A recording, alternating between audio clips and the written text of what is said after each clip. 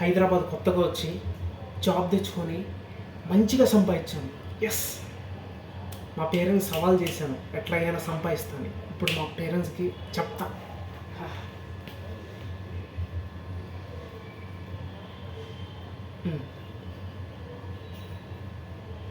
Hello hello mummy, Hyderabad వచ్చి సవాల్ చేసి నేను ఎట్లాగో సంపాదిస్తానన్నాగా. ఇప్పుడు నేను సంపాదించిన నా 50,000 నేను తీసుకొస్తాను. 4 రోజుల్లో కొత్త అయినా పర్లేదు హైదరాబాద్ వచ్చి సంపాదించుకొని వస్తానన్నా మాట నిలబెట్టుకున్నాను లేదా? ఇప్పుడు నేను వస్తా. ఓకే ఏంటి, హైదరాబాద్లో దొంగలు ఉంటారా?